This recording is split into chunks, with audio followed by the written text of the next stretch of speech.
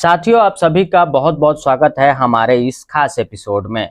महिंद्रा का नाम आप सभी ने सुना होगा। महिंद्रा भारत की ऐसी कंपनी है जो ऑटोमोबाइल सेक्टर में काफ़ी हद तक बढ़िया काम कर रही है। भारत में जीप, स्कॉर्पियो, बोलेरो और ट्रैक्टर जैसी वाहनों का निर्माण करती है और इन सभी वाहनों पर आप सभी ने चढ़कर सवारी के मजे भी जरूर लिए होंगे।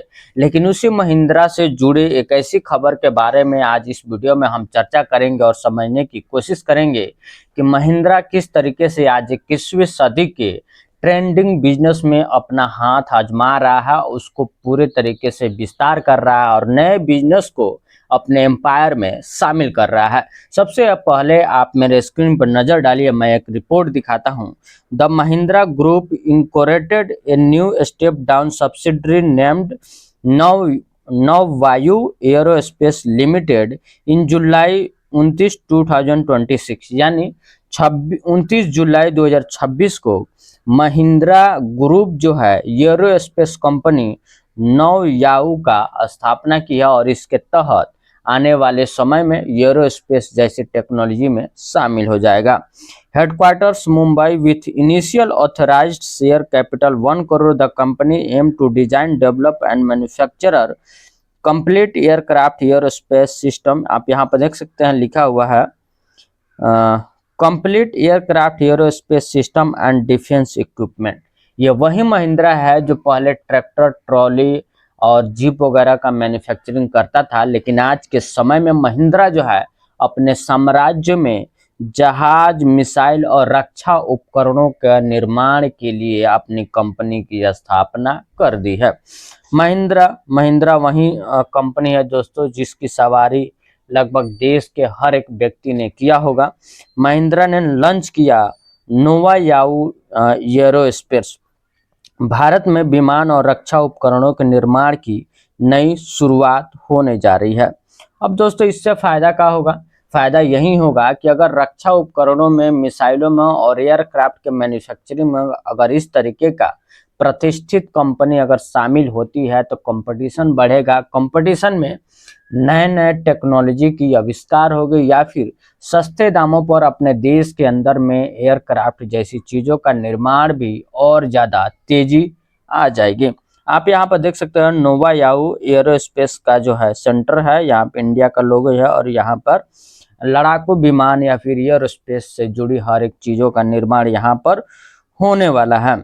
दोस्तों महिंद्रा एक ऐसी कंपनी है जिस पर देशवासी बिल्कुल ही आंख बंद करके भरोसा जताते हैं और इसके नई से लेकर के पुरानी गाड़ियों की विश्वसनीयता भी काफी हद तक बनी रहती है।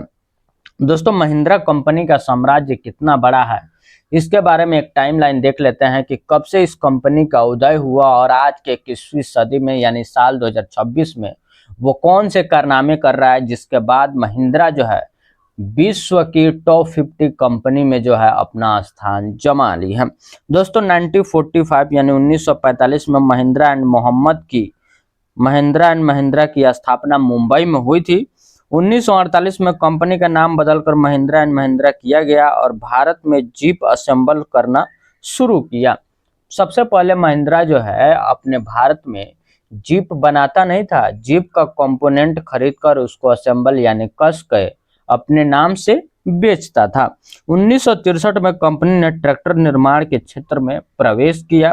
महज जो है 12-13 साल के अंतर में 1980 के दशक में वित्त, आईटी, हॉस्पिटल और इंफ्रास्ट्रक्चर जैसी क्षेत्रों में भी महिंद्रा ने विस्तार किया। आप यहाँ पर देख सकते हैं कि साल 2003 में महिंद्रा ने प्रतिष्ठित स्कॉर्पियो एसयूवी लॉन्च की। एसयूवी यानी महिंद्रा का जो है तगड़ा सिक्का साल 2003 के बाद चलना स्टार्ट हुआ, जब से उसकी स्कॉर्पियो एसयूवी लॉन्च हुई। साल 2010 में ऑस्ट्रेलिया की ग्रिप एरोस्पेस कंपनी का अधिग्रहण किया और विमानन क्षेत्र में प्रवेश किया। ग्रिप एरो ऑस्ट्रेलिया की एक कंपनी थी जिसको महिंद्रा ने अपने दमखम अपनाते हुए उसको खरीद लिया और इस पे पूरे तरीके से मालिकाना हक जमा लिया। दोस्तों स्कॉर्पियो याद होगा कि साल 2003 के लॉन्च हो जाने के बाद स्कॉर्पियो जो है भारत के हर एक गली मोहल्ले में, हर एक शहर में स्कॉर्पियो आपको दिख जाएगा।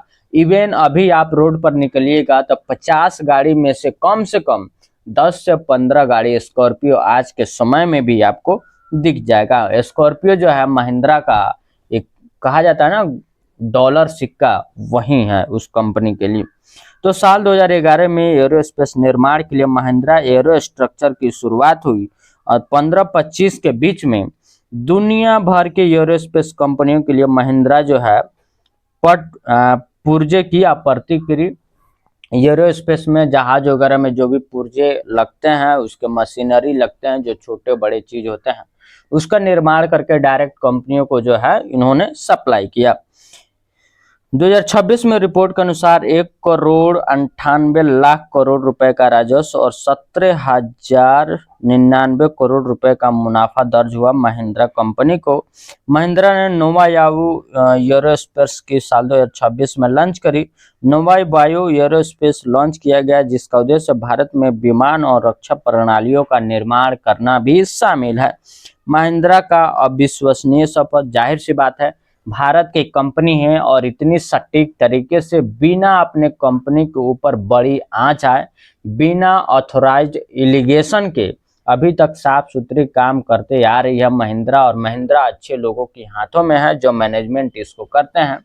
और जीप के असेंबलिंग से शुरुआत हुई महिंद्रा आज जो है जहाज और रक्षा मिसाइल और तोप जैसी मशीनों का जो पुर्जे होते हैं उसका निर्माण से लेकर के आज महिंद्रा एरोस्पेस कंपनी में अपना जो है दबदबा जमाने की कोशिश कर रहा है। और साल 2026 है, हो सकता है कि साल 2030 तक महिंद्रा अपना कोई ना कोई प्रोटोटाइप एरोस्पेस में लॉन्च कर दे और दुनिया को दिखा दे कि इंडियन कंपनी भी जो है अपने दम पर अच्छी चीजों को बना सकती है, उसको दुनिया में लॉन्च कर सकती है, लोगों के उपयोग में ला सकती है।